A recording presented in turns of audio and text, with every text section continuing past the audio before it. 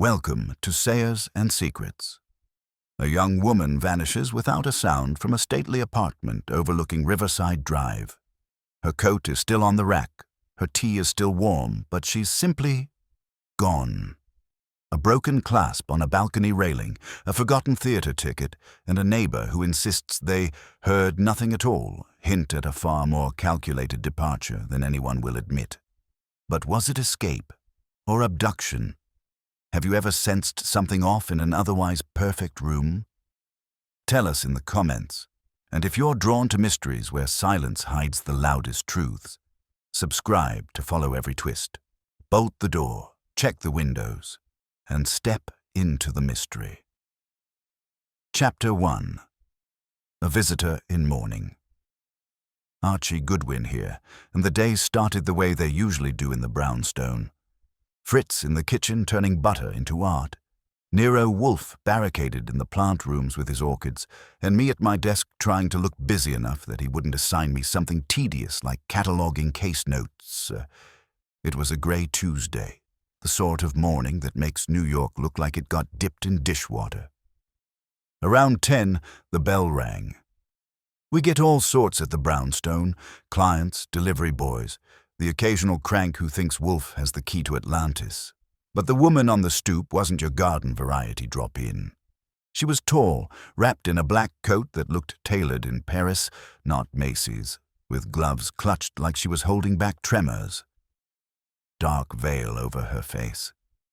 The whole morning regalia. "Miss?" I asked, giving her the once-over. "Wrong address. This is the brownstone of Nero Wolfe, consulting detective. No funerals here." Her chin lifted an inch. "That is precisely why I'm here.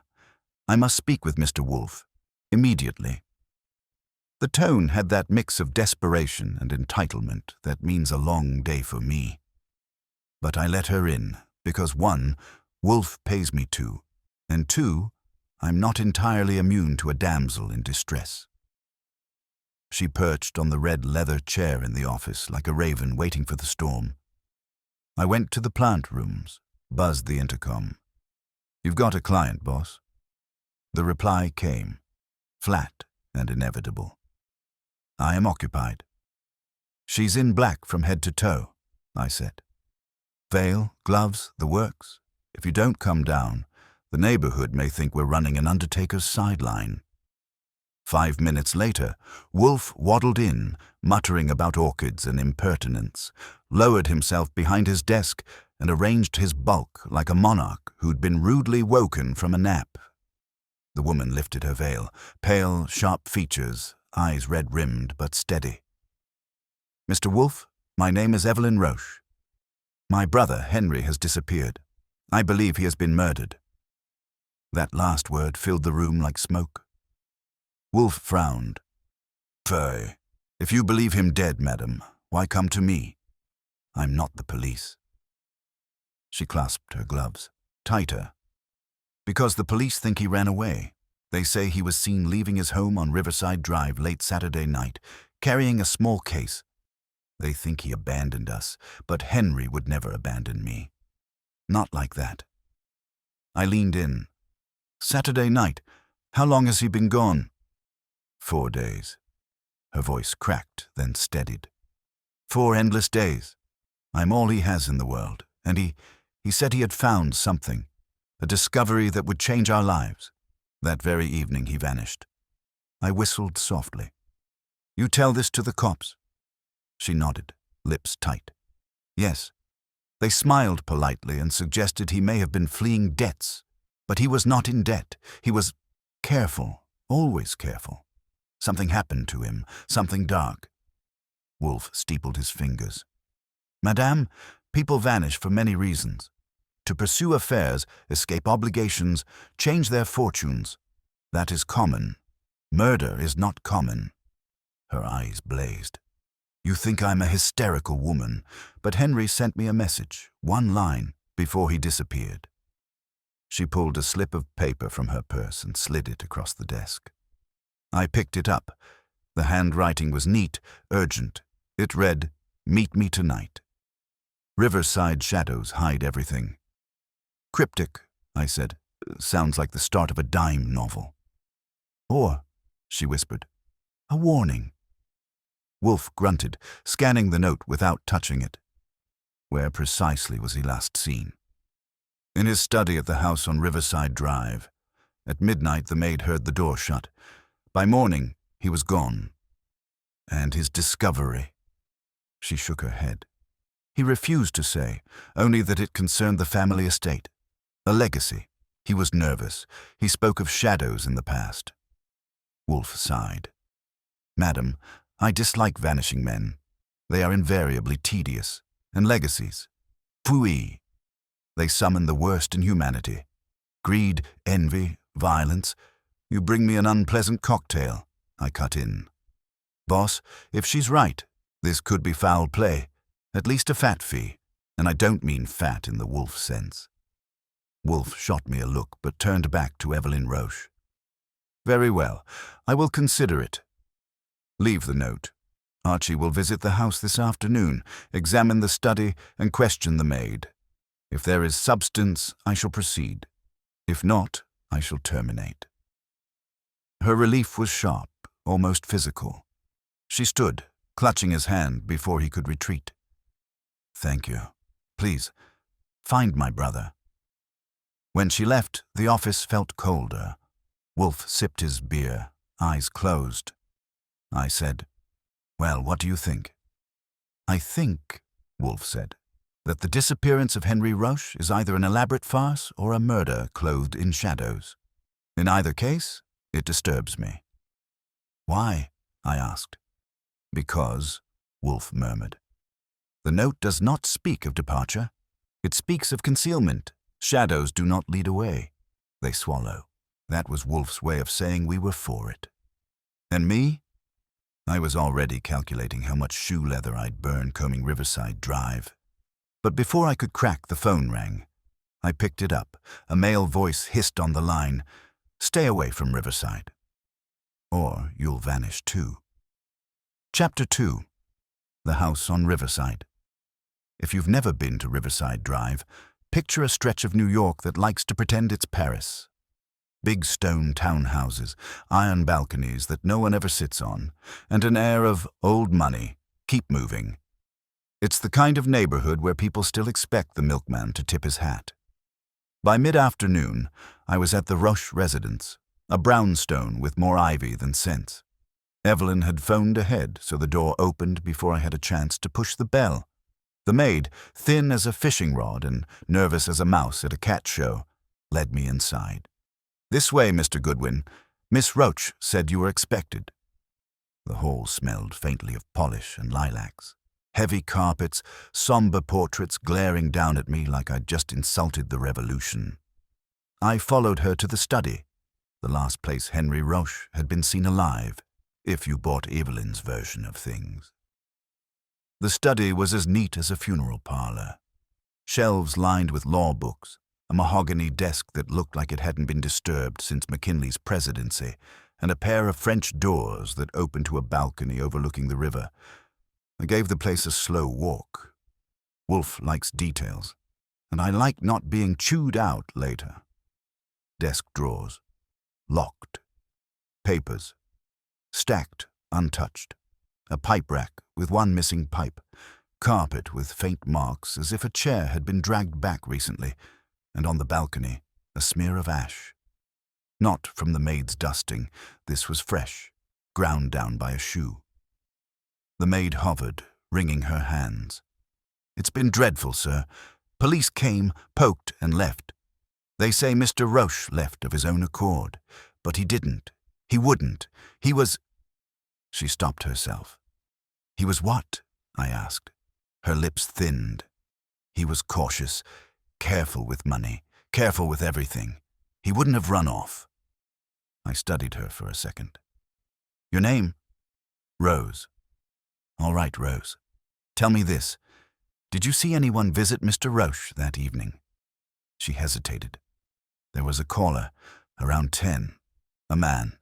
Tall, heavy coat. He didn't give a name. I showed him into the study, and he stayed less than 20 minutes. Then he left. Description? She shook her head. It was dark. His hat was pulled low, but he smoked. A cigar. The smell clung to the hall long after he'd gone. Interesting. I glanced at the ash smear again. Not pipe tobacco, not a cigarette. Cigar ash. Before I could press further, the door opened, and in strode a man built like he'd been carved out of granite. Grey at the temples, expensive suit, and a glare sharp enough to cut glass. "Who are you?" he demanded. "Archie Goodwin, Nero Wolfe's office." His eyes narrowed. "I told Evelyn not to drag outsiders into this. Guess she doesn't take orders well." He stepped closer, and I caught the scent of cigar smoke clinging to him. Bingo. "This is our family matter," he said. "You will leave." I smiled. "And you are?" "Lawrence Roche, cousin, executor of the estate should Henry fail to return, which he will." That last part hung in the air like a guillotine. Rose darted out of the room like a rabbit. I kept my tone light. "Executor, huh? You seem awfully certain he's not coming back." He sneered. "Henry was a fool. He spoke of discoveries, of changing our fortunes. Nonsense. He was weak. If he's gone, it's because he couldn't face the truth. Don't waste your time." I studied with him. The man had the kind of confidence that comes from two things: money in the bank and secrets under the rug. "Tell me, Mr. Roche, do you smoke cigars?" His jaw twitched. "Occasionally." "Why?" "No reason," I said, "except someone left ashes on the balcony Saturday night." For a second, I thought he'd lunge at me. Instead, he forced a thin smile.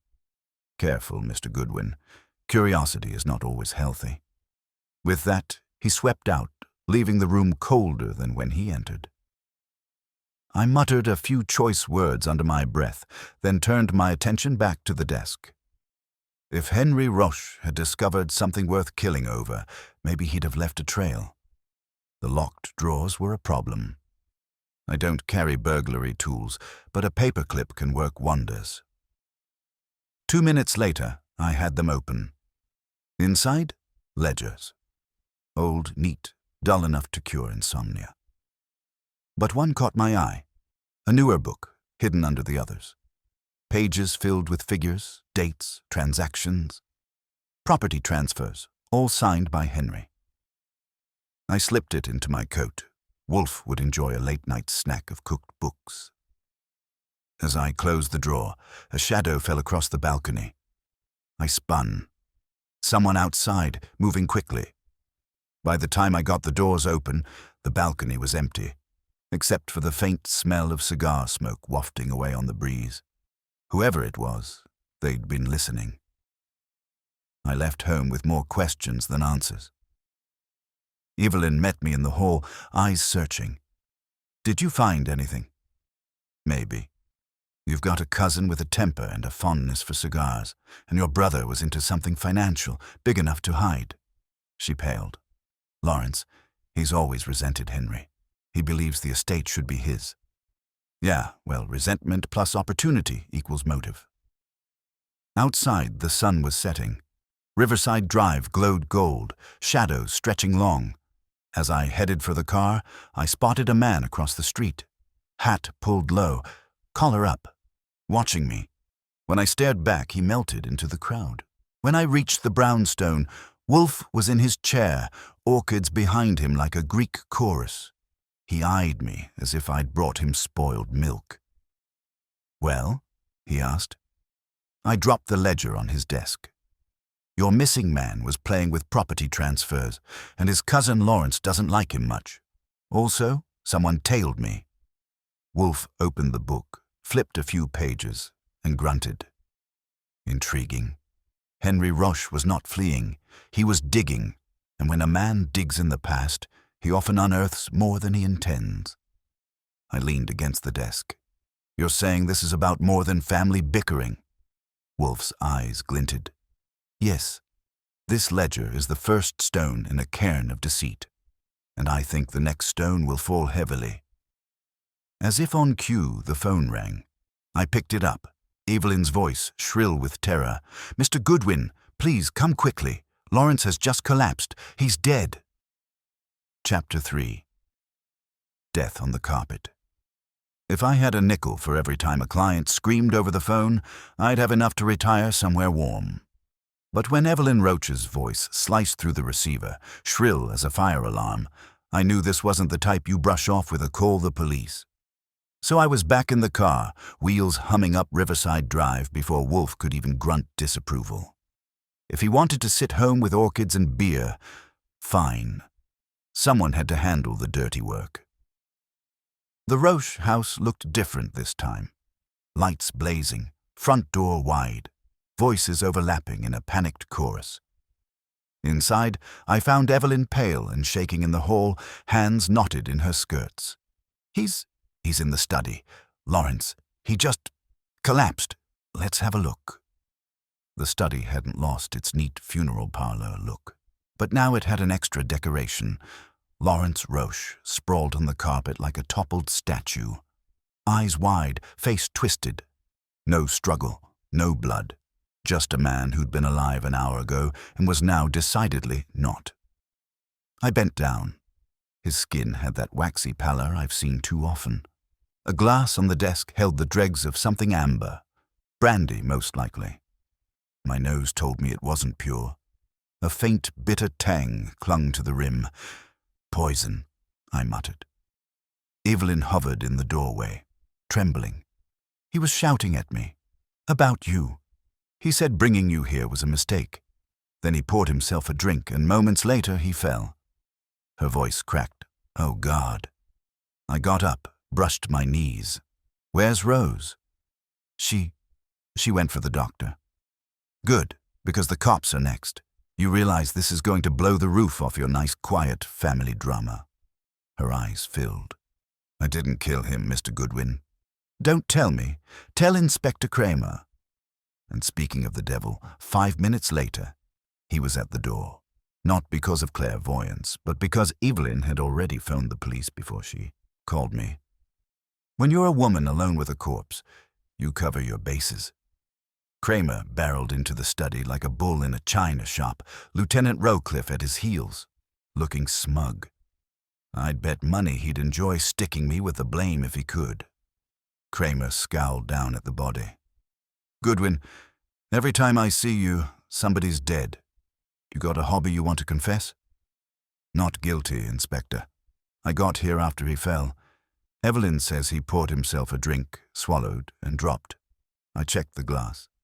It smells like more than brandy." Kramer grunted. "We'll see. Rowcliffe, bag it." Rowcliffe smirked as he fished for the evidence. I resisted the urge to trip him. Kramer turned on Evelyn. "And you, Miss Roach? You called this in?"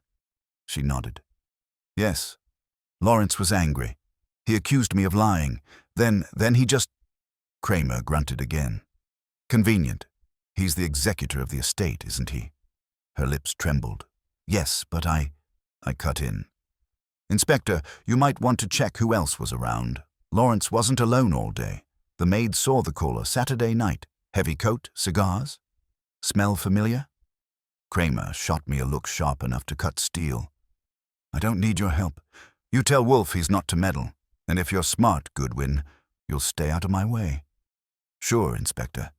Anything to keep your blood pressure steady?" After the body was carted off, I did a little discreet prowling. Evelyn was upstairs. Kramer was busy bullying Rose, and that left me free to poke where noses weren't welcome. The ledger I'd taken earlier was safe with Wolfe, but Lawrence's coat still hung in the hall. I checked the pockets. Cigars, naturally. Expensive ones. And a folded note, half crumpled, with Henry's handwriting. It read, "The legacy is not what you think. Meet me at the river's edge. Midnight." The date was the night Henry disappeared. I pocketed it. A man doesn't write that to his cousin unless something dangerous is brewing. As I turned back into the hall, Evelyn intercepted me, eyes swollen from tears. "Do you think Lawrence was killed?" "I think he didn't poison himself just to spite your curtains. Somebody helped." "But who?" she whispered. That, I said, is the million-dollar question, or however much your family estate's worth. By the time I made it back to the brownstone, Wolfe was still behind his desk, yellow silk pajamas under his robe, sipping beer like the world hadn't just acquired another corpse. He raised an eyebrow. Report. I gave it to him. Body, brandy, note, everything. He listened, eyes half closed, like I was reciting opera librettos. When I finished, he set down his glass with a sigh. Confound it, Archie. Murder is so inconsiderate, it forces me to work. Tell me about it, I said. So what's your verdict? He tapped the note I'd found. Henry Roche discovered something dangerous. He confided in his cousin. Now Lawrence is dead. It is not a coincidence. It is designed. Designed by who? Evelyn? Phooey. She lacks guile. The maid. Number. She is frightened, not calculating. He closed his eyes briefly. We are missing pieces. The unknown visitor on Saturday night, the cigar, the legacy itself. And Henry? I asked. Still alive, or do I call him past tense? Wolfe's eyes glinted. Alive or dead, he is the axis, and the axis is obscured. We must bring it to light. Before I could argue, the phone rang again. I picked it up. A man's voice this time, low and taunting. You didn't listen. Now another Roche is gone. Stay away, Goodwin, or you're next. Click. I replaced the receiver slowly. Well, boss, looks like I've got a fan club. Wolfe exhaled heavily. Archie. Lock the doors. From now on, the shadows on Riverside are reaching for you as well. Chapter 4. Shadows at the river's edge. It's not every day a man invites his cousin to the river at midnight and ends up vanishing into thin air. It's also not every day that a cousin turns up poisoned in his own study. Even for New York, that's efficiency. Wolfe didn't need to tell me twice that the legacy in Henry Roche's note was the crux. He leaned back, eyes half-lidded, and muttered about axes and obscured truths, which is his way of saying, Archie, get moving. So I got moving. First stop, the river. Midnight had passed days ago, but crime scenes don't tidy themselves overnight. The Hudson is a fine place if you like wind biting through your coat and the smell of oil and salt mixing with decay. The spot mentioned in Henry's note was near the 96th Street Pier, lonely except for the occasional drunk or couple who thought shadows made them invisible. I stood there, imagining Henry Roche waiting for Lawrence. Did he come expecting a confrontation? A handoff? Blackmail? Then I noticed something the cops had either missed or ignored. A scrap of paper lodged against the rocks, half damp from the tide. I fished it out, part of a page torn from a ledger or legal pad. Smudged ink, but legible. Trust accounts, disbursements, beneficiary undisclosed. No names, just numbers. I pocketed it. A torn scrap isn't much, but Wolfe can turn crumbs into cake when he's in the mood. As I left the pier, I realized I wasn't alone. Footsteps trailed me, too careful, too steady. I stopped, turned. Nobody. But a whiff of cigar drifted in the cold air. So my fan club hadn't disbanded. Next stop, a man who knew more about money than most priests know about sins. Charles Delaney, Henry Roche's attorney. Evelyn had given me his address. Offices downtown in a building where rent alone could buy my suits for a year. His secretary, a prim woman with glasses sharp, enough to cut glass, tried to stall me. Mr. Delaney is in conference. I leaned on my grin. Tell him Archie Goodwin, assistant to Nero Wolfe, is here. If he doesn't see me now, Inspector Kramer will see him later. That opened the door faster than cash. Delaney was tall, silver-haired, with the kind of face that looked carved to wear a stern frown. He motioned me into a leather chair. I suppose you're here about Henry Roche, he said. Among other things, I said. I like mysteries. I like them better when they're solved. What can you tell me about this legacy Henry was chasing? Delaney's hands folded neatly on his desk. A rumor. Henry believed some portion of the Roche estate was being siphoned off illegally, long before his time. He thought if he could trace it, he might recover it. I warned him to let sleeping dogs lie. Old accounts, old ghosts. Nothing good comes of digging. Funny thing, Mr. Delaney. Henry disappeared while digging. Lawrence is dead. You still want to call it nothing good? His eyes flickered. Just a second, but enough. Tragedy, but not my doing. I leaned forward. You handle the family trusts? Yes. And would you know about disbursements to an undisclosed beneficiary? That got a long silence. Then he said carefully, sometimes accounts are structured for privacy. Beneficiaries are not named until certain conditions are met. It's legal. Sure, legal like a 3-card Monte table. Who's the beneficiary? I cannot say. Won't or can't? Both. That was all he'd give, but his jaw muscles twitched every time I said beneficiary, which meant Wolfe would have fun picking at the sore spot. Back outside, the air felt colder. A cab shadowed me for 6 blocks before exiting. Coincidence? Maybe. But with cigar smoke in the mix, I wasn't betting. I returned to the brownstone with the scrap of ledger and Delaney's evasions. Wolfe was at his desk, lips pursed like a man forced to eat spinach. I laid down the evidence. He studied it, nodding once. Yes, accounts, disbursements. The essence of theft is hidden beneath legality. Delaney didn't want to talk, I said. Of course not. He's custodian of the secret, whether willing or not. The question is, who profits? Wolfe leaned back, eyes glittering. Archie, assemble our roster. I ticked them off on my fingers. Evelyn Roche, worried sister. Rose, the maid, nervous witness. Lawrence, now dead. Henry, missing. Delaney, lawyer with locked lips. And the unknown cigar man who visited Saturday night. Wolfe closed his eyes. One of them, or their accomplice, knows where Henry is, or knows why he is gone. We must extract it. Sure, I said. You want me to send engraved invitations? No, Wolfe said. We will wait. Murder is an impatient business. The killer will strike again, and when he does, he will step into the circle we draw. Before I could answer, the doorbell rang. I opened it to find Evelyn Roche, pale but composed, clutching a handbag like it was life itself. Mr. Goodwin, I didn't know where else to go. The police, Inspector Kramer, think I poisoned Lawrence. He's watching me. Come in, I said. She entered the office, eyes darting nervously around the room. Wolfe inclined his head, neither warm nor cold. Miss Roche. Sit. She perched on the edge of the red chair. Please, you must help me. Henry, he was frightened. He said the legacy would destroy us all if it came to light. And now Lawrence is dead, and I... She broke off, shaking. Wolfe's voice was calm as a church bell. Tell us everything Henry confided. She hesitated.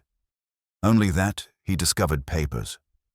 Proof that money had been stolen from the Roche Trust generations ago. He said someone alive today was benefiting. He wouldn't name who. He only said, they'll kill me if I go further.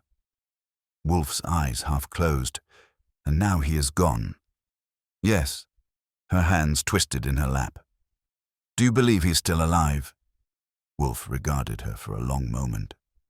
I believe, Miss Roche, that whether alive or dead, Henry Roche holds the key. The question is whether we can find it before the shadows consume you as well. She flinched. Do you think I'm in danger? I think, Wolfe said softly, you already are. The phone rang. I answered. This time the voice wasn't taunting. It was desperate, male, hoarse. Help me, Goodwin. They've found me. A crash, a muffled cry, then silence. I gripped the receiver. Henry? No answer, just a deadline. Chapter 5. A Voice in the Dark. When a man calls you gasping for help, mentions your name and then drops off the line like he's been tackled by a gorilla, you don't shrug it off. You move. Fast. I slammed the receiver down and grabbed my hat. That was Henry Roche, boss, or his ghost. He sounded cornered. Wolfe sighed, heavy as a cathedral bell. Archie, dashing about in pursuit of phantoms is the surest way to join them. Yeah, but if Henry just got himself throttled while I sat here arguing, I'll need a new career. You're not the sentimental type, but I am. I'll call if I turn into a phantom. Wolfe grunted. Translation: permission granted. The call had been short, but the background gave me clues. Faint horns, a clatter that could only belong to an elevated train, and a foghorn, low, mournful. That put Henry somewhere along the West Side docks, near 125th. I caught a cab and told the driver to fast. He did, proving he had more nerve than sense. The Hudson at night is no picnic. Shadows stretching long, warehouses hunched like guilty witnesses, and the air thick with salt and smoke. I checked alleys, peered behind crates, and called his name more than once. No answer. The only reply was a cold wind that could have frozen Fritz's soup stock. But then, movement. A figure slumped against the wall near a shuttered warehouse. I hurried over. Not Henry Roche. A derelict reeking of gin who swore I'd just scared 5 years off him. Did you see a man here? Mid-30s. Well-dressed. Desperate? He wiped his mouth on his sleeve. Ain't seen nothing. Just you and the rats, mister. It might have been true. Or he might have been paid a pint to say it. Anyway, Henry had slipped again. Back at the brownstone, Wolfe sat behind his desk like he'd never moved. Evelyn Roche was still there, pale as chalk. I reported my dead-end chase. Wolfe listened without comment, then drummed his fingers on the arm of his chair. So Henry lives. He is hunted.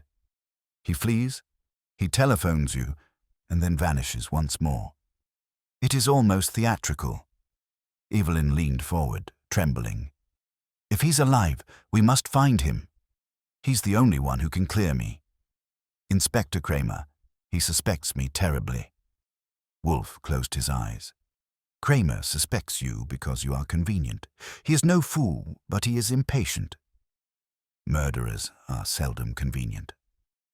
I added, speaking of suspects, Delaney wasn't exactly singing hymns of innocence when I asked about the trusts. His lips are tighter than a banker's vault. Evelyn flinched. Delaney has managed the estate for years. He and Lawrence were very close. Close enough to share poison recipes? I asked. That earned me a glare, but before she could fire back, the doorbell rang. I opened it to find Saul Panzer. Wolfe must have sent for him on the sly, because Saul doesn't just drop by to admire Fritz's canapes. Inside, Wolfe said simply, Saul, a man named Henry Roche is in peril. He is being hunted. Find him. Saul nodded like a soldier getting orders from a general. Description? I handed him the basics. Saul asked no more questions, which is his way of proving he's better at this business than I am. He left as silently as he came. When Evelyn finally departed, Wolfe leaned back and gave me a look that meant he was going to lecture. Archie, our quarry is closing in, whether we pursue him or not. Lawrence Roche is dead. Henry Roche is missing. Heritage is a toxic thread connecting them. The lawyer conceals. The sister trembles. The maid cowers. The time has come to force their hand. I raised an eyebrow. You mean the big show? All suspects gathered, Wolfe pontificating while I poured beer? Not yet, but soon. First, we apply heat. Tomorrow, you will visit Delaney again. Probe irritate. Mention Inspector Kramer's suspicions. Then go to the Roche residence and press the maid. She knows more than she admitted. A servant sees what a master hides. Anything else on my grocery list? Yes. Survive. The murderer, Archie, has noticed you. As if to prove him right, the brownstone's phone rang again. I picked it up. Silence. Then, very faintly, the same hoarse voice. "Goodwin, they're here." The line went dead. Wolfe's eyes opened, sharp as razors. That was not theatrics. That was a fact. Archie, Henry Roche is alive this very hour, but unless Saul reaches him first, he will not remain so. The weight in his tone chilled me. Wolfe rarely lets drama slip into his words. When he does, it means somebody's already in the crosshairs. Chapter 6. The Lawyer and the Maid. If Nero Wolfe ever sends me out on errands with a smile, I'll know he's finally cracked. But when he tells me to probe, irritate, and survive, that's business as usual. So the next morning I put on my sharpest tie, checked my .38 in the drawer, just in case, and headed downtown to revisit Mr. Charles Delaney, lawyer and vault of family secrets. Delaney's office smelled like old money and fresh varnish. His secretary gave me the kind of look you reserve for mosquitoes. I didn't bother with charm this time. "Tell your boss it's Goodwin. He'll see me unless he wants Inspector Kramer asking about those undisclosed beneficiaries." That did the trick. Delaney met me in his office, his silver hair immaculate, his jaw even tighter than yesterday. He gestured for me to sit, though his eyes suggested I stand in the hall. "Mr. Goodwin," he said, "I thought we had exhausted our conversation." "Not quite," I replied. "We skimmed. I'd like the unabridged edition. Tell me about the accounts Henry Roche was chasing before he went missing." He laced his fingers. Henry was excitable. He believed some phantom account existed. Funds siphoned generations ago. I advised him not to dwell on fantasies. "Funny," I said. "He was excitable enough to leave notes, call for help, and almost get himself killed. Doesn't sound like fantasy." Delaney's nostrils flared. "Mr. Goodwin, you are treading dangerously close to libel." "Libel's for the newspapers. I'm talking murder. Lawrence Roche didn't poison himself. Henry's been calling me with his last breath. If you're not involved, you'd better start looking helpful." That got a flicker. Something sharp behind the eyes. He smoothed it over quickly, but I'd seen it. "I have nothing more to add. Now, if you'll excuse me." I leaned back, casual. "Sure. But Kramer's got a low tolerance for stone walls. He might start looking at you as the man with the most to lose, unless, of course, you'd like me to tell Wolfe you're volunteering information in exchange for protection." He didn't bite, but his knuckles whitened on the desk. I stood and left him stewing. That was the irritation phase. Wolfe would chew on it later. Next, the Roche residence. Evelyn wasn't home, probably out trying to convince Kramer she wasn't a poison artist. That left Rose, the maid. She opened the door in a crisp uniform, her eyes darting. "Miss Roche isn't in," she said. "I know. I came to see you." "Me?" She shrank back. "Yes, you. Don't faint. I don't bite.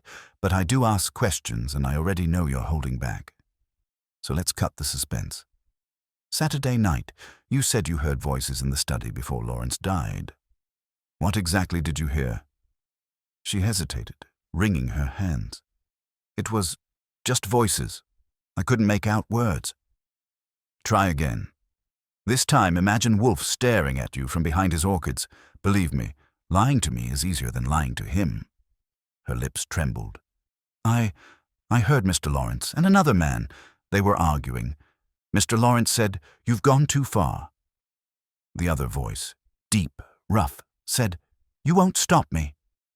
Then the door slammed. Later, I found Mr. Lawrence dead. That was more like it." "Recognize the other voice?" She shook her head, but her eyes flicked sideways, betraying a thought she didn't want to share. "Rose," I said gently, "you know something. Who was it?" She whispered, "It sounded like Mr. Delaney, the lawyer Bingo. Wolfe would enjoy that morsel." Before I left, I poked around the study again. This time I noticed something odd. a faint scent of cigar smoke lingering in the curtains. Rose didn't strike me as a cigar fan. That meant our mystery smoker had been in the house, maybe even that night. Back at the brown stone, Wolfe was behind his desk, eyes closed, lips pursed. I laid out the morning's harvest. Delaney's tight-lipped routine, Rose's admission, and the cigar smoke. Wolfe nodded slowly. "Precisely," he murmured. "Delaney denies too much. The maid confirms too little. Both conceal." I poured myself a drink. "Add cigar man to the guest list. Either Delaney moonlights as a chimney, or we've got another visitor." Before Wolfe could reply, the doorbell rang again. This time it was Saul Panzer. He looked like he'd walked through a storm, but Saul never wastes words. "I picked up Henry Roche's trail," he said. That woke Wolfe up. "Report." "After your call, Archie, I traced phone records from a pay station near 123rd Street, close to the river. Henry used it. Witnesses at a diner nearby saw a man matching his description, pale, frantic, coat torn. He asked for directions to a boarding house on Riverside Drive." "Boarding house?" I asked. Saul nodded. "Mrs. Lomas, widowed, runs it. I paid her a visit. She admitted Henry stayed there 2 nights ago. He left suddenly after a visitor came. A tall man with a cigar." I whistled. "Our chimney again?" Wolfe's eyes gleamed. "So Henry seeks refuge is pursued, flees again. The pursuer is constant. The cigar is not incidental. It is the signature of control." Saul added, "Mrs. Lomas gave me this." He handed over a crumpled scrap of an envelope, scrawled in shaky handwriting. "They know about the trust. I can't." The rest was torn away. Wolfe studied it, then set it. "Gentlemen, we are approaching the fulcrum.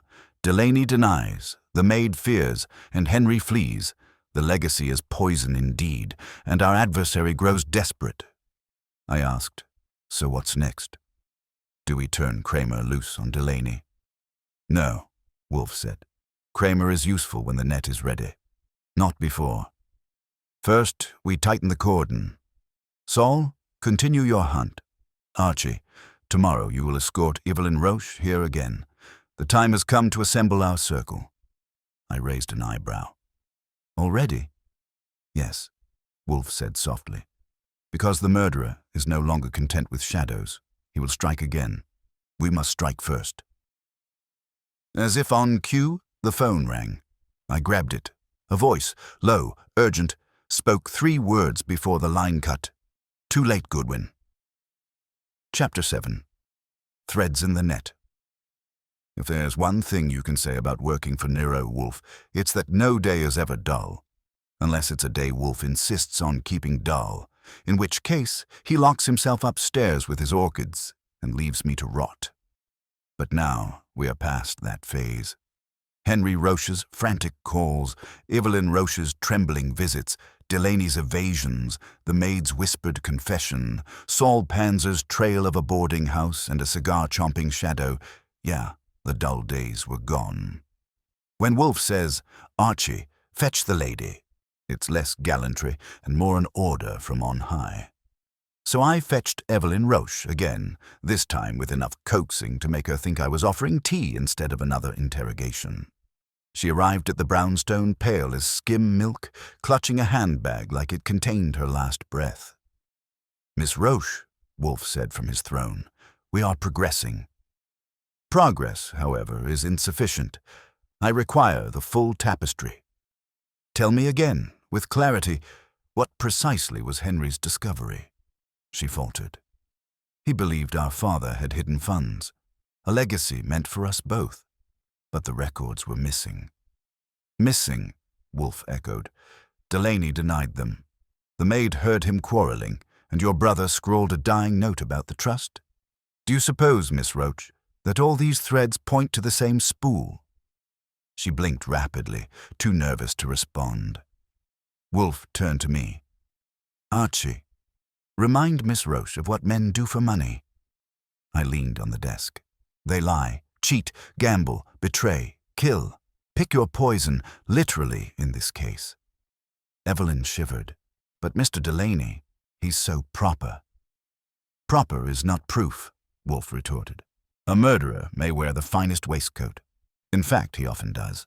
I asked her, besides Delaney, who else knew about these phantom funds? Her lips parted, but before she spoke, the phone rang. I grabbed it. A man's voice, thick and rough, said, "Tell Wolfe to stop." Or Evelyn's next. Then the line went dead. Evelyn gasped. Wolfe's eyes closed. His lips tightened. So, the murderer has advanced from evasion to intimidation. I said. It sounded like a cigar man. Indeed, Wolfe said.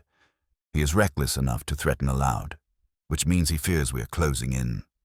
He opened his eyes. Archie, protect Miss Roche. Do not let her return home tonight. Evelyn protested, but no buts, I cut in. You're safer here under Wolfe's iron stomach than in that house with the lights off. Fritz will put you in a guest room. He'll also feed you, which is more than you'd get in jail.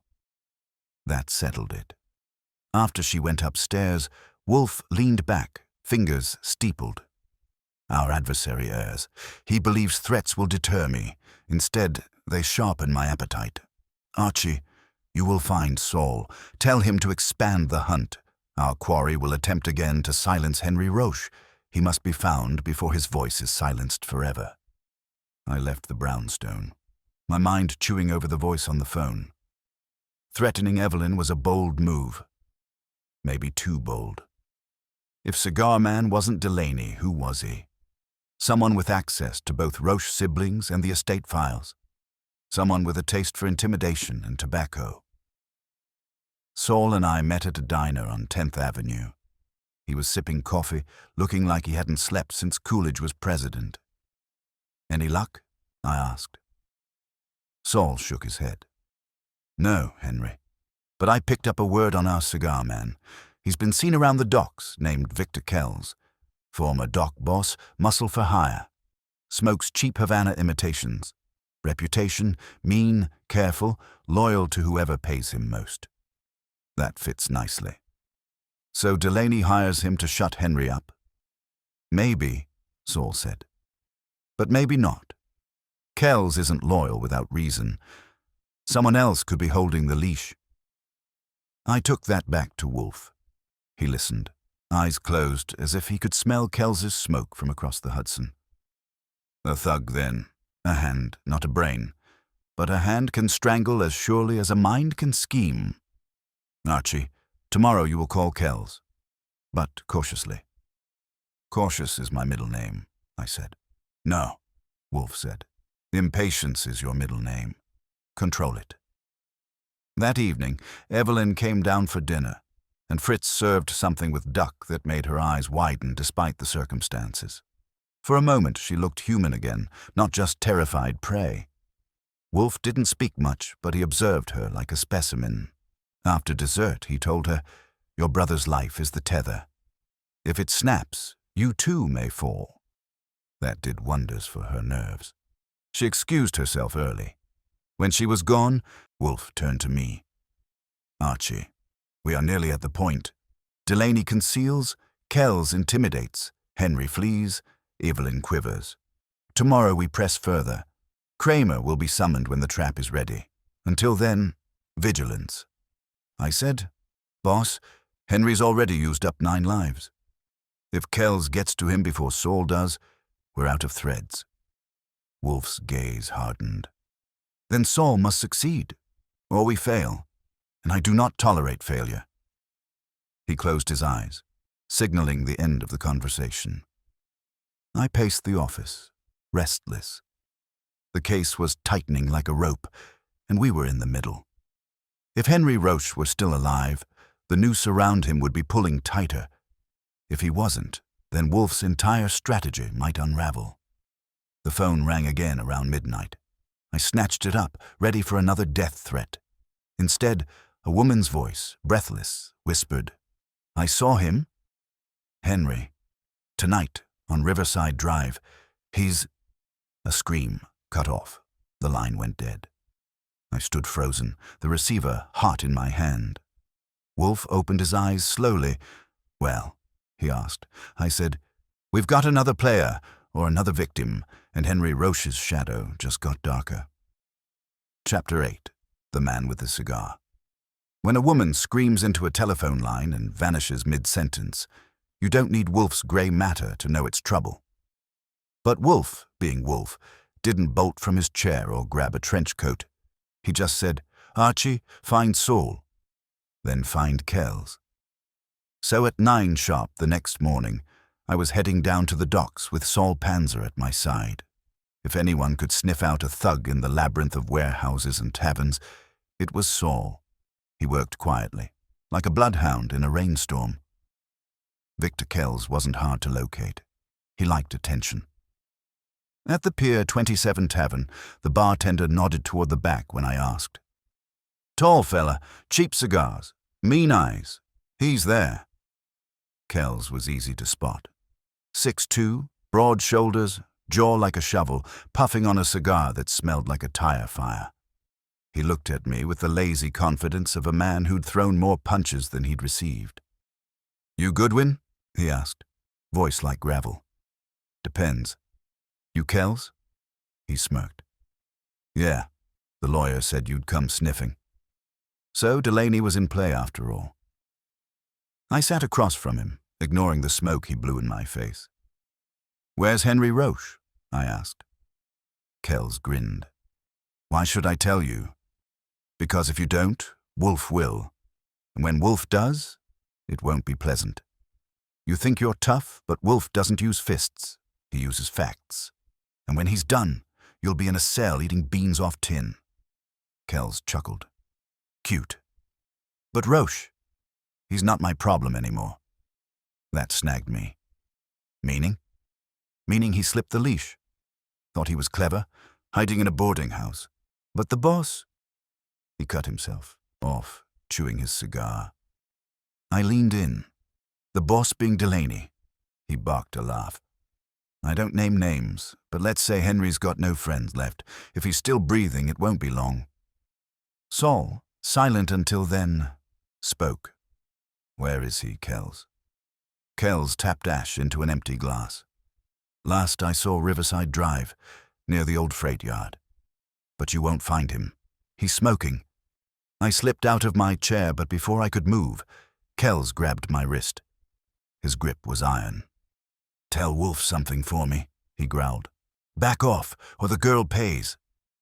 I yanked free and gave him a grin sharp enough to cut. "Funny. I was going to tell you the same, except I don't threaten women. I catch thugs." We left him there, laughing and puffing a cigar like the devil's chimney. Back at the brownstone, Wolfe listened uninterrupted.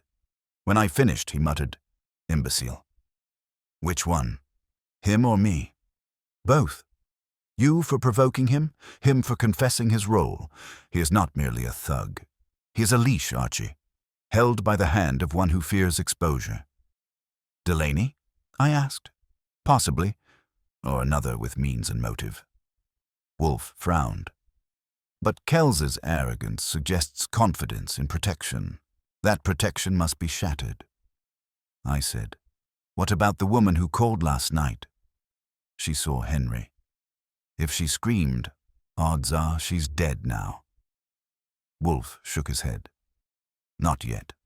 A dead witness is useless. Our adversary will attempt coercion first. Saul, you will find her." Saul nodded once and disappeared as silently as he'd arrived. The day wore on. Evelyn Roche stayed upstairs, pacing like a caged sparrow. Kramer called twice, barking about why Wolfe was interfering in his investigation. Wolfe responded with grunts and a click. That always improved Kramer's blood pressure. Around dusk, Saul returned. He looked grim. The caller was Mrs. Lomas, the boarding house woman. I found her, alive, but terrified. She says Henry came back last night begging for help. Before she could hide him, Kells arrived. Henry ran. She called here. Then Kells grabbed her phone. She screamed, but he let her live. He told her to forget she ever saw Roche. Wolfe nodded. So Henry survives? Barely. And Kells delights in cruelty. That makes him doubly dangerous. I asked, so what's the play, boss? We can't keep chasing Henry around Riverside like a lost dog. Indeed not, Wolfe said. We must reverse the chase. Force Henry to come to us. By doing what? By baiting the hook.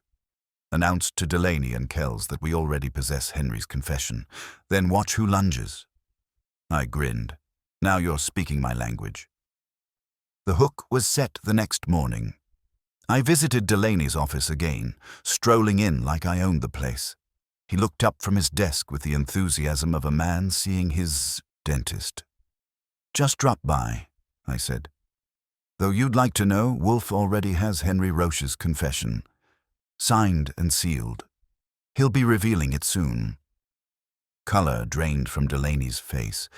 He stammered something about preposterous, but his hands shook. That was all the confirmation I needed.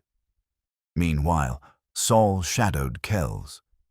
By noon, he reported Kells had taken a sudden interest in the river docks, again making calls, looking restless. The bait was working. Back at the brownstone, Wolfe was smug enough to require 2 extra beers at dinner. It is as I calculated, he said. Delaney flounders. Kells stirs. The time is nearly ripe. I said, Boss, ripe fruit falls. If we don't catch Henry Roche soon, he'll fall into the Hudson and save everyone the trouble. Archie, Wolfe said severely. Henry is essential. He carries the final piece. Without him, the puzzle remains incomplete. Before I could answer, the phone rang again. This time, the voice was Henry's. Weak, gasping. Goodwin, help, they... A crash, a shout, then silence. The line went dead. I slammed the receiver down. Boss, that was Henry. He's alive, but not for long. Wolfe's face darkened. Archie, retrieve him. Now. Chapter 9. A voice in the shadows. Henry Roche's voice over the phone was like a ghost calling from the edge of a cliff. The crash, the shout, the silence. It left me hot under the collar and itching to move. Wolfe didn't budge from his chair, but his tone was granite. Archie, retrieve him. Now. That was all the green light I needed. Saul Panzer was already on standby, parked a block away. I grabbed my coat and joined him. We're going fishing for a roche, I told him. Hope the line holds, Saul muttered, and we sped toward Riverside Drive. The address Mrs. Lomas had whispered before, near the freight yard, seemed the likeliest spot. The night was damp, the river smelled heavy, and the fog rolled in thick enough to swallow lamp posts. We crept along the cracked pavement, ears pricked. Then I heard it, a cough, faint and ragged, from behind a stack of abandoned crates. We rounded the corner and found him, Henry Roche, crumpled against the wood, pale as chalk, a bruise swelling over his temple. His eyes fluttered when he saw us. Goodwin, he rasped. They want me dead. Delaney. A shadow loomed. Saul shoved me aside just as a fist swung out of the fog. It was Victor Kells, cigar glowing like a demon's eye. He lunged at Henry, but Saul met him head-on. The fight was short, brutal and dirty. Saul's no boxer, but he knows how to end a scuffle. He cracked Kells's wrist, sent the cigar flying, and pinned him against the crates. Run, Kells hissed at Henry. You'll never make it. I pressed my revolver into Kells's gut. One more move, and you'll be smoking through your ears. We hustled Henry out of there while Saul trussed Kells like a Christmas turkey with some cord he kept in his pocket. I'll deliver him to Kramer, Saul said. You get Roche to Wolfe. Henry staggered between us, gasping with each step. He's lying. It's not just Delaney. There's another. Who? I demanded. But Henry only groaned and collapsed. We hauled him into the brownstone past midnight. Wolfe had Fritz clear the red leather chair as though preparing for a ceremony. Henry lay slumped there, half conscious, mumbling fragments about documents, trust, shadow. "Fritz," Wolfe ordered, "a broth. Light but sustaining." Then to me, "Archie, attend." He may not last. Extract what you can. I crouched beside Henry. "Listen, Roach, you've run enough. Who's pulling the strings?" His cracked lips moved. "Not Delaney. He's greedy, yes. But he's only a servant. Heritage hidden in Riverside ledgers. Father's mistress knew. Evelyn doesn't know. They'll kill us both too." He coughed violently, choking on the words. "Father's mistress," I repeated. "Who? Give me a name."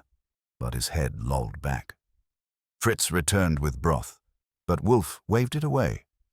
"No use now. He needs rest or a hospital." "A hospital means cops," I said. "Kramer will arrive soon enough," Wolfe said. "For now, keep him here. He is safer in my house than any ward. Unless," he added dryly, "Kramer decides to arrest me for harboring a fugitive." I paced the office, nerves buzzing. "So Delaney's not the top dog. That means we've got another player. Could it be the sister?" Wolfe shook his head. "Evelyn is too timid. She lacks calculation." "Then who?" Before Wolfe could answer, the doorbell rang. I checked the peephole and cursed under my breath. Inspector Kramer, red-faced and scowling, with 2 uniforms in tow. "Archie," he barked the second I cracked the door. "You've been holding out on me. Where's Roche?" I kept my smile polite. "Good evening, Inspector. Lovely night for a raid." "Cut it," Kramer growled, pushing past. He spotted Henry in the chair and let out a grunt. "So it's true. You did have him." "He came voluntarily," Wolfe said smoothly. "And you will not remove him until he can testify coherently." Kramer's face turned purple. "Testify? He's coming with me." "No," Wolfe said firmly. "Not until I've concluded." I could almost hear Kramer's blood pressure exploding, but Wolfe didn't flinch. After a silent standoff, Kramer spat. "Fine. You've got 24 hours. Then Roche is mine." He stormed out, leaving scorch marks in the carpet. When the door slammed, Wolfe exhaled heavily. "That was premature. We must hasten." "Meaning what?" I asked. "Meaning tomorrow evening, all parties will gather here. The banker, the sister, Delaney, even Kramer if necessary. The threads converge." "And you'll do your trick," I said. "Pull the rabbit out of the hat?" His lips twitched. "The rabbit is already halfway out, Archie. The final tug requires finesse." The next morning, Evelyn crept into the office, pale and drawn. When she saw Henry, she burst into tears. He stirred weakly, whispering her name. "He says there was another player," I told her. "Someone beyond Delaney." Her face crumpled. "I don't know. Father kept so many secrets. There were rumors about a woman, long ago, a woman who had a claim." "Father's mistress," I said. "That's what you mean?" Evelyn nodded slowly, ashamed. Wolfe's eyes glinted. At last, the shadow lengthens. Henry stirred again, muttering something we barely caught. "The ledgers, Riverside, look for the red binding." Then he fell into an exhausted sleep. That was enough to set Wolfe's mind working like a furnace.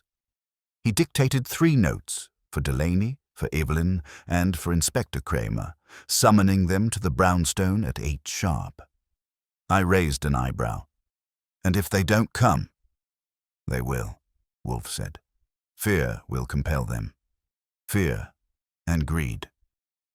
Saul called mid-afternoon. Kells was locked, bruised but breathing. He hadn't cracked yet about his employer, but Wolfe wasn't worried. "He has served his purpose," Wolfe said. "The true adversary will reveal themselves tomorrow." I spent the rest of the day preparing the office for the showdown. Extra chairs, notepads, cigars for the uninvited smokers, even Fritz's best beer lined up on Wolfe's orders. Evelyn hovered nervously. Henry drifted in and out of sleep, and Wolfe sat immovable, eyes closed, hands folded, waiting. Just before midnight, The phone rang again. I picked up and froze. A woman's voice, cool and low. "Tell Mr. Wolfe to stop searching. The legacy is mine. If he persists, Henry Roche will not live to see tomorrow night." The line went dead. I turned slowly toward Wolfe. He had opened his eyes and was watching me like a cat. "Well?" he asked. I swallowed. "Boss, looks like the mistress isn't just a rumor. She's alive, and she wants Henry Roche dead." Chapter 10. The Gathering Storm. If you ever want to see tension dressed in hats and coats, invite a pack of suspects into Nero Wolfe's office. By 8 o'clock sharp, the brownstone had the ambience of a pressure cooker.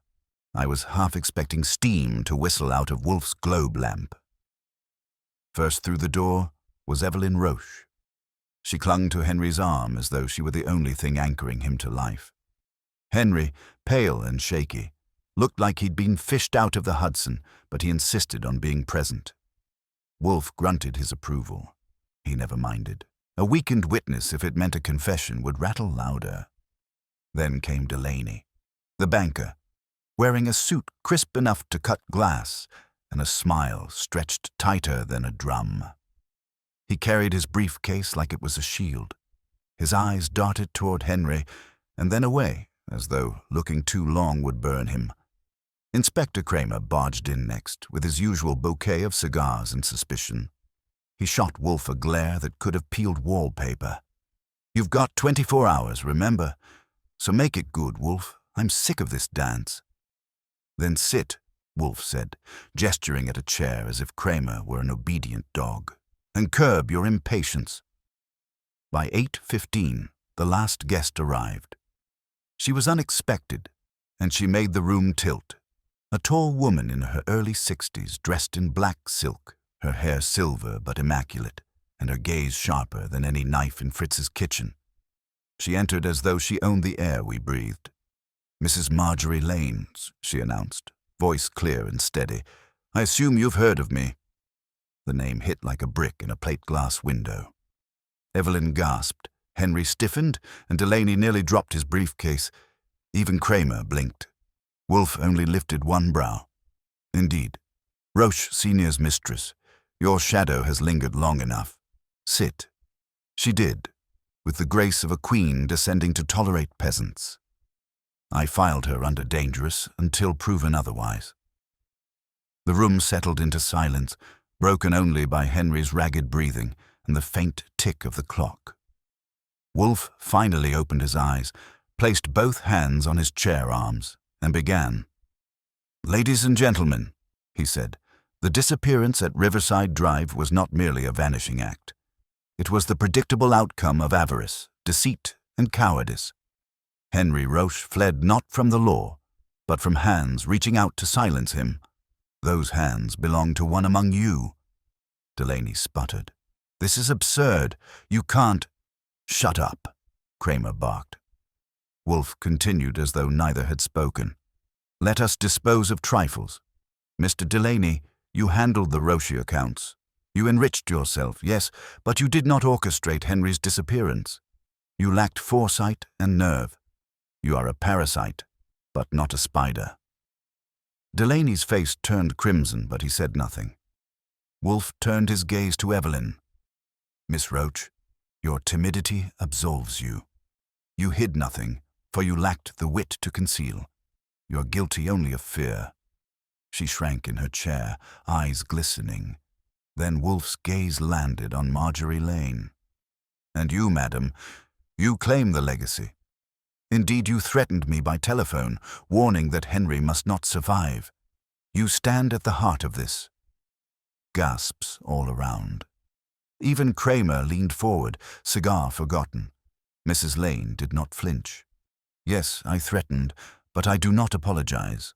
My son, yes, my son, was denied his rightful inheritance. Roche Sr. promised me provision. Then he died, and the bankers buried the truth. Henry and Evelyn live on what is not theirs." Evelyn cried out, "That's not true. We never knew." "Silence," Lane snapped. "Your father's fortune was stolen. I only demand what is owed." Kramer slammed a hand on the desk. "So you admit threatening Roach?" "I admit I warned him," she said coolly. "But killing. Number that thug Kells was Delaney's hound, not mine. If Roach is hurt, blame them." Delaney jumped up. "That's a lie. Kells went rogue." Wolfe's voice thundered over them all. "Enough!" The room froze. "Mrs. Lane, your righteous fury blinds you, but the truth is otherwise. The legacy lies not with you, nor with these trembling siblings, but hidden in the ledgers themselves. And Henry knows this. That is why he was pursued." All eyes swung to Henry. He coughed, struggled upright, and whispered, "The ledgers, red binding, Riverside safe." Father hid the real accounts. Not in Delaney's books. They show who siphoned the fortune. Delaney lunged for his briefcase. I was on him in a flash, yanking it away before he could pull whatever papers or pistol he had hidden. Saul Panza stepped out of the shadows by the door. Wolfe had called him earlier without telling me, revolver in hand. "Sit, Delaney." The banker sank back down, sweat rolling down his temples. Wolfe leaned forward. "So, the banker profited. The mistress claimed, the siblings suffered, but who engineered Henry's disappearance?" Silence thickened the room. Wolfe's gaze swept over them like a searchlight. "Archie, retrieve the envelope from the safe." I did. Inside was the scrap we'd lifted from Delaney's office days ago, an unsigned note that read, "Remove him. Tonight." Wolfe held it like a banner. "This," he said, "was not Delaney's hand. He lacks subtlety. It was hers." His eyes drilled into Marjorie Lane. Gasps again. Evelyn sobbed, Kramer cursed, and Lane's composure cracked for the first time. Her hand trembled as she clutched her purse. "That note," Wolfe said, "was written by a woman.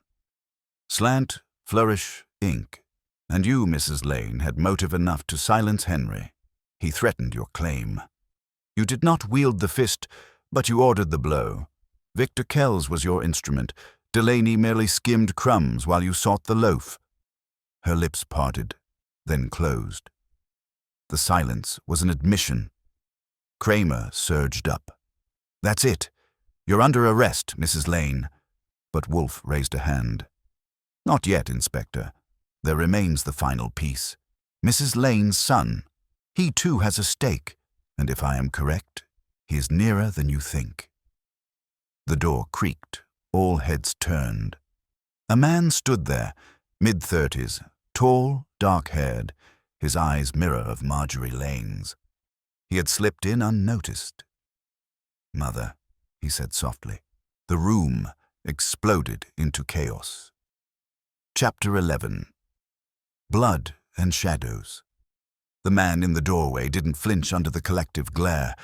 He stood straight, as if he had rehearsed this entrance his entire life. The resemblance to Marjorie Lane was undeniable. Same sharp cheekbones, same storm-gray eyes. "Mother," he repeated, softer now, but the word carried weight. Marjorie Lane's hand fluttered to her throat. For the first time that evening she looked unmoored. "Robert," she whispered, "you weren't supposed—" "Supposed to stay hidden?" he cut in. His voice was cold steel. "I grew tired of the shadows." Inspector Kramer barked, "And who the hell are you?" Robert squared his shoulders. "Robert Lane, son of Marjorie Lane and heir to what should have been mine." The room buzzed like a kicked hornet's nest. Evelyn let out a stifled cry. Henry coughed in alarm, and Delaney looked like a drowning man spotting a lifeboat that might save him or sink him faster. I moved fast, slipping between Robert and the others, just in case his declaration came with bullets. Saul's revolver tracked him like a spotlight. "Take a seat, Junior," I said. "We're fresh out of the standing room." Robert's lips curled into a humorless smile. "Very well." He strode in, every step deliberate, and settled into the empty chair opposite Wolfe. The boss hadn't moved a muscle. His eyes were closed, hands steepled, as if Robert's arrival had been penciled into his schedule. Mr. Lane, Wolfe said finally, your presence saves me the inconvenience of sending Archie to fetch you. Your mother has already unburdened herself of grievances. Will you do the same? Robert leaned forward. There's nothing to confess. My mother told you the truth. My father, yes, I call him that, though he never acknowledged me, promised us provision. He lied. The Roche fortune was ours, and when Henry attempted to keep it from us, we acted. How did you act? Kramer snapped. Robert's smile sharpened. You already know, but I'll spell it out. Kells was hired to frighten Henry, not kill, but Henry ran, as cowards do. Then Delaney panicked, fearing exposure. He twisted the leash. My mother gave a warning, yes, but it was Delaney who pressed Kells to finish the job. Delaney sprang to his feet. That's slander. This upstart. Sit, I barked, pushing him back. Robert's eyes glittered with satisfaction. He had thrown his dart, and it had landed. Wolfe opened his eyes at last. Mr. Lane, you attempt to balance the scales of blame upon Delaney's shoulders. But you overreach. The handwriting on the note was your mother's. Kells received orders from her lips, not Delaney's. Robert's jaw tightened. So what if she ordered? She was protecting me. Everything she's done was to secure wealth through coercion and blood. Wolfe cut in. His voice was cool, absolute. And you, her dutiful son, are complicit. Marjorie gasped. No, he only did what I... Silence! Wolfe thundered. The room jumped. Your son is not innocent clay. He supervised Henry's movements, tracked him when he fled. He was seen near Riverside the night Henry vanished. Robert's composure cracked just slightly. You can't prove. Proof? Wolfe's eyes gleamed. Your shoe prints at the freight yard. Size 11, European make. Saul? Saul stepped forward, tossing a folded sheet onto Wolfe's desk. Photographs. Prints matched from the yard. They're his. Robert's color drained. He shot his mother a look. Part accusation, part plea. Kramer seized the moment. That's it. Both of you, Lane and son. You're under arrest for conspiracy and attempted murder. He gestured to his men. Take them. But Wolfe raised a palm again. Inspector, if you remove them now, you will miss the larger prize. Kramer growled. What larger prize? We've got them nailed. No, Wolfe said. They are pawns. Ambitious pawns, yes, but pawns nonetheless. The true spider spun a subtler web. Consider, who had the most to lose if the red-bound ledgers were found? Not Mrs. Lane, who could claim loudly in court. Not Robert, who had no standing. It was the banker. Delaney went pale, sweat breaking out on his forehead. Mr. Delaney, Wolfe said, voice quiet as a dagger. You hired Kells. You pressed him to act decisively. Mrs. Lane's threats were words, yours were deeds. Roche Sr.'s ledgers show your theft, and you feared Henry's mouth would open before you could bury the truth. You are the architect. Delaney's briefcase slid from his lap with a thud. That's not... Archie, Wolfe said. Open the case. I flipped the latch. Inside was a revolver and a sheaf of torn ledger pages bound in red. Evelyn gasped. Henry moaned. Kramer lunged, snatching the revolver. You idiot, he snarled at Delaney. You just cooked yourself. Delaney's knees gave way and he slumped. I only wanted my share. Roche Sr. cheated everyone. The mistress, the children, me. Spare us the sermon, Wolfe said with disgust. You skimmed millions under the guise of management, and when discovery loomed, you resorted to violence. The room held still, vibrating with the aftermath of confession. Kramer barked orders, his men clamping irons on Delaney, Marjorie, and Robert. Evelyn clung to Henry, weeping quietly. I leaned against the desk, letting out a long breath. Well, boss, I'd call that a full house. Banker, mistress, and her boy. Quite the collection. Indeed. Wolfe muttered. A sordid congregation of greed. I require beer. Fritz appeared as if summoned by sorcery. Tray in hand. Hand. Wolfe accepted a chilled bottle, savoring a long draught before continuing. Inspector, he said, you have your culprits. Do as you will. But note that it was not devotion to law that unveiled them. It was logical. Kramer grunted, too busy shoving papers into his briefcase to argue. Yeah. You'll get your credit. But I still don't like being your errand boy. Nor I yours, Wolfe replied finally. As the police escorted the prisoners out, the office settled into silence. Evelyn knelt by Henry, brushing his hair back tenderly. Henry's eyes met mine, weary but grateful. Thank you, he whispered. You saved me. I shrugged.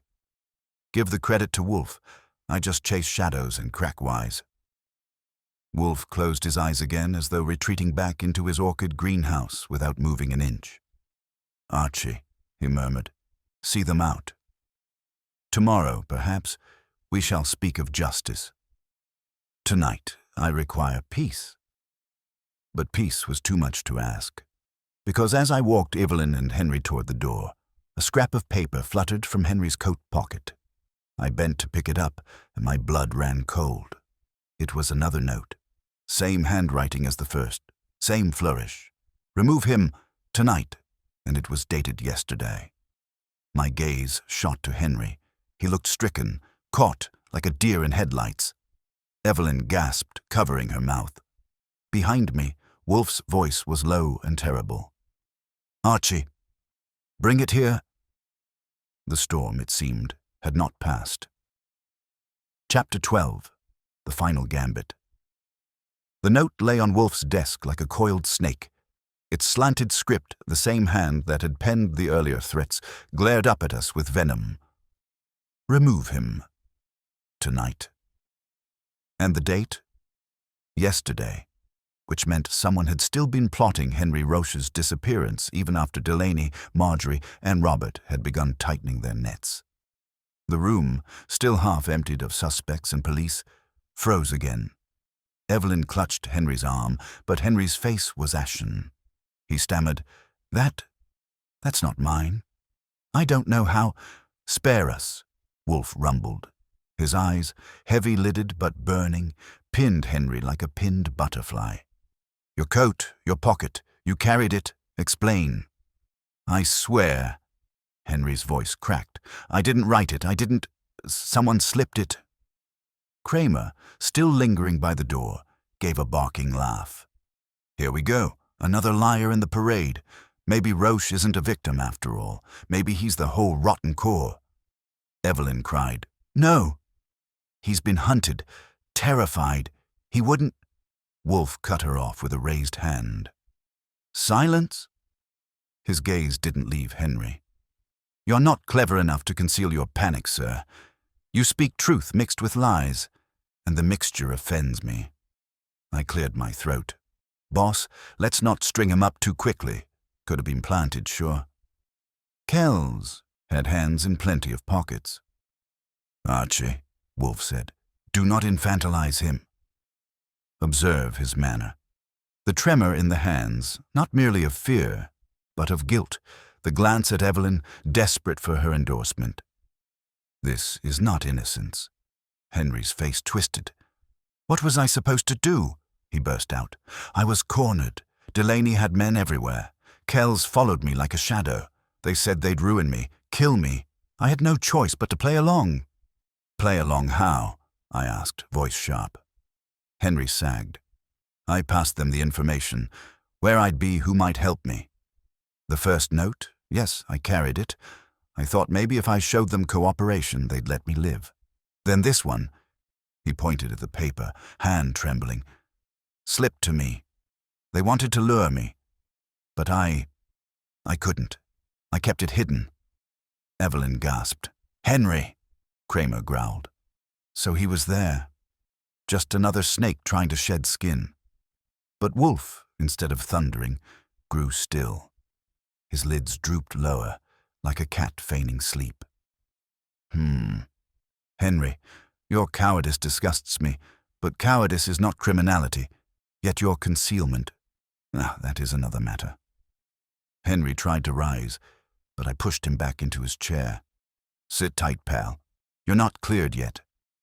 Wolfe turned to Saul, who had remained as silent and sharp as ever. Saul, the pocket? Saul nodded, stepping forward. Sewn badly. Someone shoved the note into a tear and pressed it flat. Not Roche's doing, unless he suddenly took up needlework with his left hand. That was enough to make Wolfe grunt, a satisfied grunt. So, the note is not his. He lied, but about lesser sins. He feared and flinched and sought to hide his weakness from Evelyn. Pathetic, but not damning. Kramer looked like a man denied a steak dinner. So we cut him loose? Just like that? No, Wolfe said. We use him. The true author of this note is still at large. The arrests thus far were satisfying, but incomplete. Evelyn whispered, Then who? Wolfe's gaze was glacial. Victor Kells. I felt it like a hammer. Kells? But we've already tied him to Delaney's leash. Yes, Wolfe said, and when Delaney fell, the leash snapped. Yet the beast runs still. Kells is more than a hired fist. He is an entrepreneur of menace. He now acts for himself. This note, dated after Delaney's collapse, proves continuation of intent. Roche remains his quarry. Kramer swore. Damn it. Then we don't have our man at all. He's still walking. Correct, Wolfe said, and he will not stop, which is why we must set the final board. All eyes turned to him. Wolfe took a deep breath, as if gathering his words into neat rows. Archie, you will arrange it. Invite Kells here tomorrow night on the pretext Roche has agreed to hand himself over. Let him believe the prey is caged in this office. Saul, you will ensure Kells arrives safely, without escape routes. Inspector, your men will wait, silent but present, and I... He leaned back, closing his eyes. I will complete the circle. The declaration rang like a gavel, but I had to poke. Boss, what if Kells decides bullets are easier than banter? Wolfe's lips twitched. That is why you and Saul exist, Archie. I'm not bulletproof. Glad you noticed, I muttered. Henry swallowed hard. You're using me as bait? Yes, Wolfe said flatly. Do you object? Henry glanced at Evelyn, then dropped his gaze. Number if it ends, I'll do it. Evelyn clutched his arm, tears brimming. Henry, no. It's all right, he said softly. If it means finally being free. The silence that followed was heavy enough to crush orchids. Wolfe broke it. Very well. Tomorrow night. The final act. Archie, see them home. Saul, remain vigilant. Inspector, control your temper. Kramer snorted but didn't argue. I shepherded Evelyn and Henry out, their faces pale in the hallway light. Saul melted into the night like smoke, already on Kells's trail. When I came back, Wolfe was still in his chair, eyes closed, lips moving silently as though rehearsing lines for tomorrow's performance. Boss, I said, leaning on the desk, this is dangerous, even for you. His eyes opened, dark and absolute. Archie, all truth requires danger. Tomorrow we shall see whether Kells is a man or a shadow, and if shadow, I will banish him. I didn't reply. I just looked at the note again, its black scrawl like a scar across the page. And I knew tomorrow night, the brownstone wouldn't just be an office. It would be a trap. Chapter 13. The Trap at the Brownstone. If you've ever seen Wolfe's office packed tighter than a sardine can, you'd know it happens only for one reason. The finale. And tonight was the finale with fireworks promised. By 8 o'clock sharp, every chair was occupied, every suspect was present, and the air smelled of cigars, fear, and Fritz's coffee. Evelyn sat beside Henry, clutching his arm like he might float off. Henry looked pale enough to vanish on his own, but at least he wasn't trying to.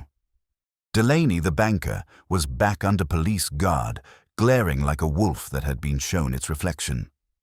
Marjorie Lane sat upright, regal and cold, her son Robert beside her, restless as a storm about to break. Kramer occupied his usual throne of impatience near the globe, chewing a cigar into pulp. And then there was Victor Kells. He came flanked by Saul Panzer and two of Kramer's best men. He looked like he'd stepped out of a gangster's handbook, broad shoulders, scarred cheek, and eyes too calm for comfort. He wore a grin that told me he'd seen more traps than we'd laid rugs. "So this is the circus," he drawled, taking his seat. "All the pretty players lined up, and Wolfe was ringmaster. What's the trick, fat man? I'm all ears."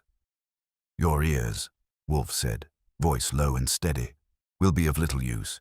It is your tongue I require, and your patience." Kells leaned back, smirking. "Fine, let's hear it." Wolfe opened his eyes fully, and the office seemed to contract. "We are gathered, ladies and gentlemen, not merely to unmask fraud or theft, but to expose the hand that orchestrated a disappearance. Mr. Roche," his gaze cut to Henry, "you intended to vanish permanently, not by fate, but by design." Henry winced. Evelyn squeezed tighter. Wolfe went on. "We have eliminated the banker, the mistress, the disinherited son. Each sought advantage, but none had the means or muscle to carry through." He paused, then let the weight fall. "That role belonged to Victor Kells." Kramer barked, "We know that already. Delaney's hired thug." "No, Inspector," Wolfe thundered. "Delaney was an accomplice, not the master. He skimmed and lied. But Kells? He evolved. He stopped being an instrument and became an architect. He wrote the second note, concealed it in Roche's coat, and waited for the panic to deliver its own prey." Kells chuckled, low and rumbling. "You're giving me too much credit, Wolfe. I'm flattered." "Do not be," Wolfe snapped. "You are not a genius. You are a brute with ambition, but even ambition leaves fingerprints. The handwriting, yours. The timing, yours. And the attempt to frighten Henry into a fatal mistake, yours." Kells' grin widened. "So you say, but what do you have?" "Words?" "Yes," Wolfe said, calm again. "Words and witnesses." At that moment, Saul stepped forward and placed a small recorder on the desk. He pressed a button, and the room filled with Kells's voice, grainy but unmistakable. "Keep Roche scared.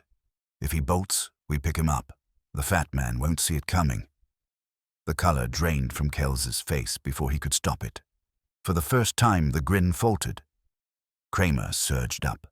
"That's it. You're done, Kells." But Wolfe raised a hand. "Patience, Inspector. There is one more layer." He turned to Marjorie Lane.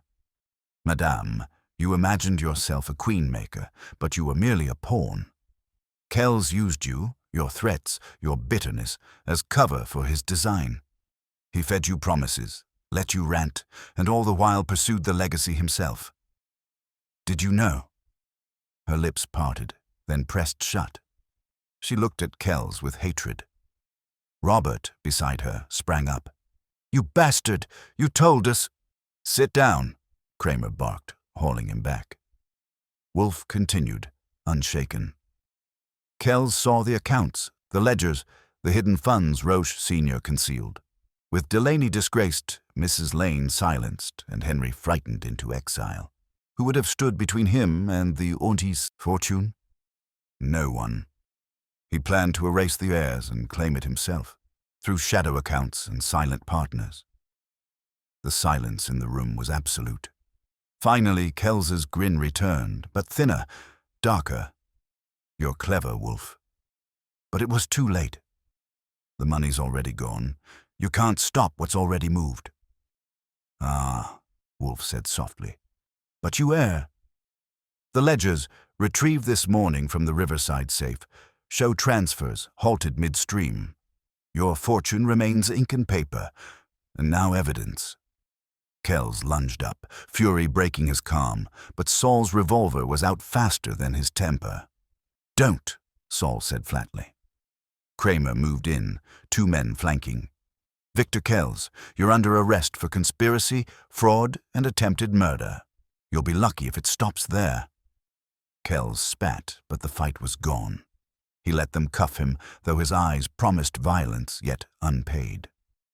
Wolfe leaned back, closing his eyes at last. "Take him, Inspector. The matter is concluded." But it wasn't quite. Not for the rest of us. Evelyn sobbed quietly against Henry's shoulder. Marjorie sat rigid, her legacy shattered. Robert muttered curses under his breath.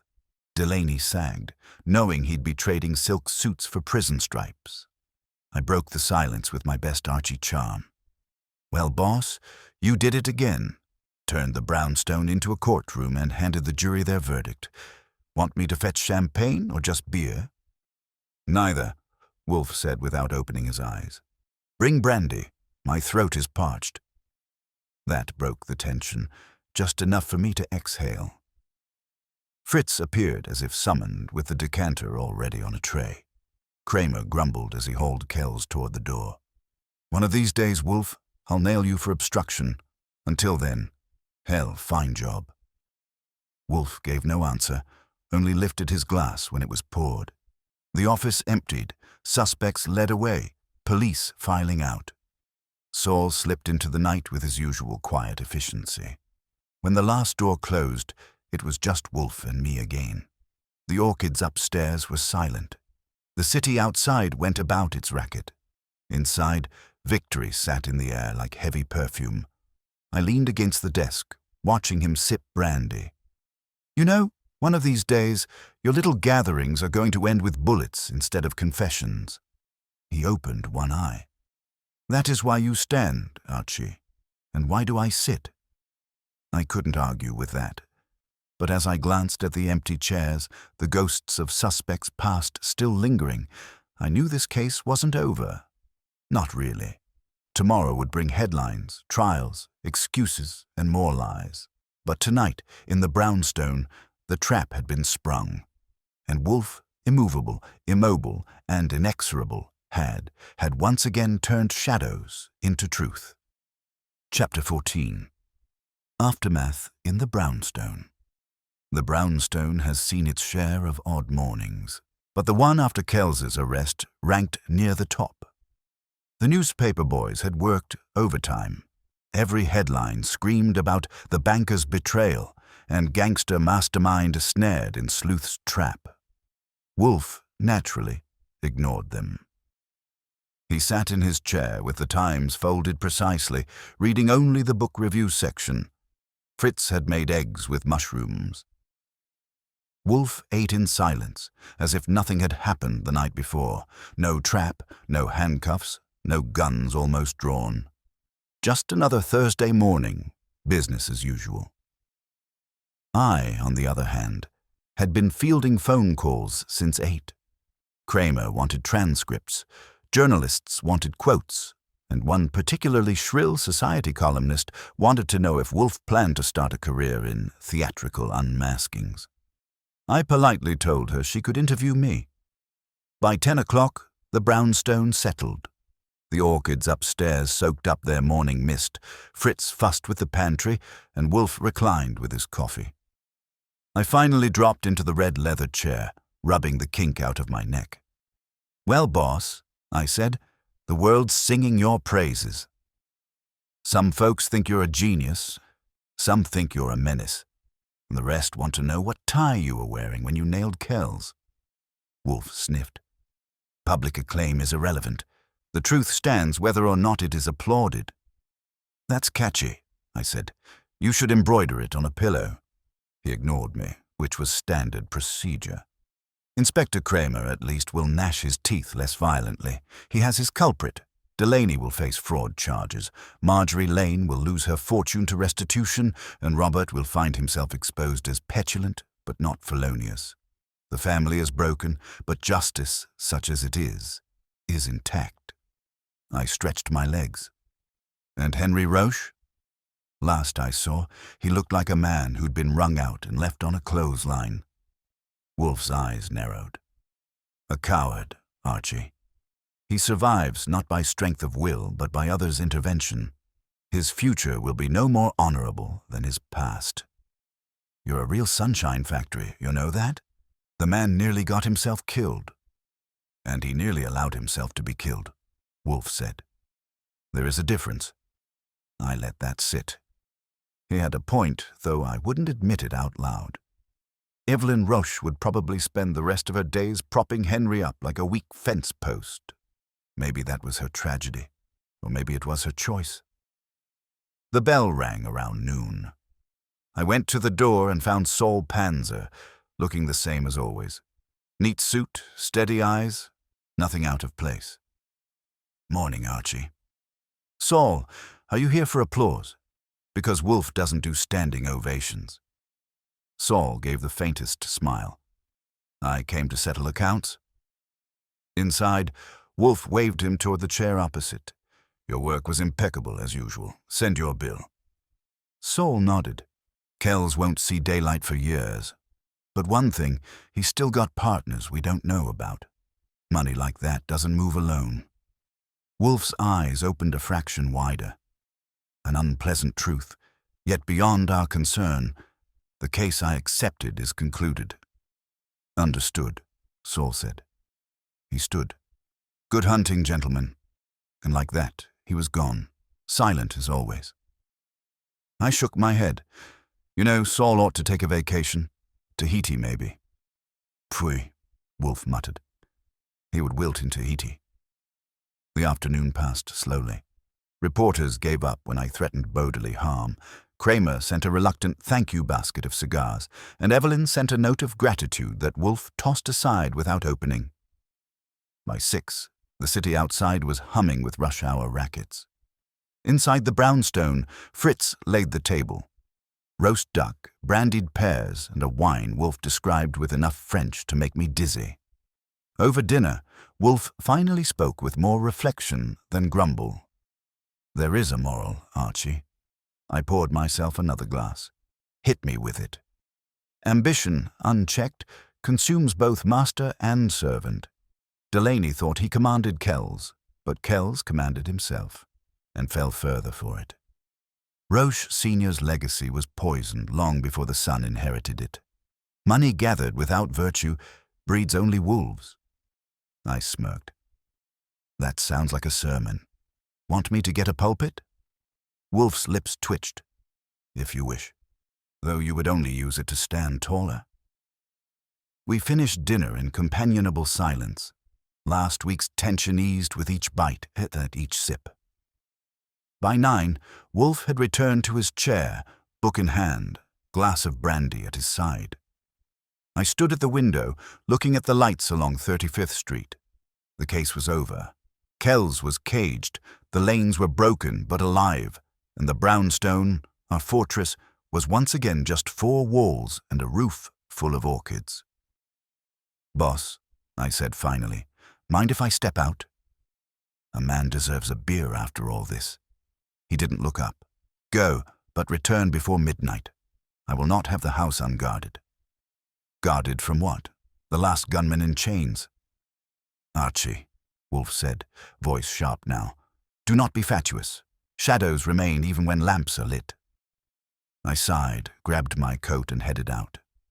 On the stoop, the city air was cold but alive. Cabs honked, lovers laughed, and somewhere a saxophone played a tune with more heartache than hope. I lit a cigarette and grinned. Another case closed, another villain bagged, another reminder that life at the brownstone would never be quiet. Not for long. Maybe that was the point, because with Wolfe in his chair and me at his side, there would always be another knock at the door, another client in trouble, another riddle dressed in shadows, and I, Archie Goodwin, would be there to record it